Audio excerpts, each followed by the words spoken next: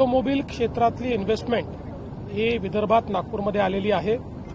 Mahindra and Mahindra ही अतिशय आधुनिक next gen अशा प्रकारचं जे त्यांची कार आहे, एसयूव्ही आहे, तिची फॅक्टरी इथे टाकते.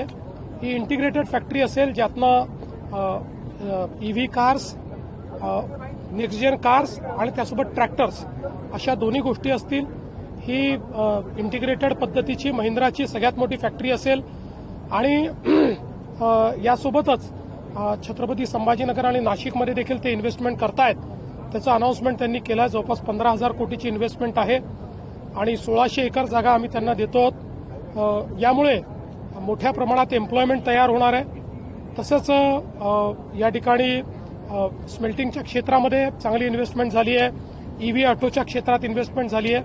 मोठ्या प्रमाणात गुंतवणूक ही आज या कार्यक्रमाच्या माध्यमातून नागपूर आणि विदर्भात आलेली आहे. रोजगार निर्मितीसाठी किती मोठा फायदा आहे महिंद्राचा विचार केला तर जवळपास 10,000 लोकांना रोजगार मिळेल.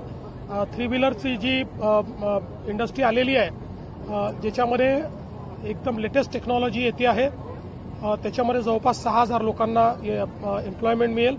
आणि तसंच इतरही बाकीच्या ज्या काही इन्व्हेस्टमेंट आलेल्या आहेत त्यातनं अजून 5,000 ते 6,000 लोकांना मोठ्या प्रमाणात एम्प्लॉयमेंट मिळेल. तुम्ही नवीन रेकॉर्ड केलेला आहे. काही मिनिटांमध्ये एमओयू करण्याचा रेकॉर्ड राज्य सरकारने केलेला आहे. विजेच्या स्पीडनं असा उल्लेख झाला त्याचा. चांगली गोष्ट आहे. काय झालं की आमच्याकडे त्यांच्याशी चर्चा केल्यानंतर लगेच चर्चा पूर्ण करून आणि एमओयू पर्यंत नेण्याचं काम आमच्या इंडस्ट्री विभागाने केलं आहे.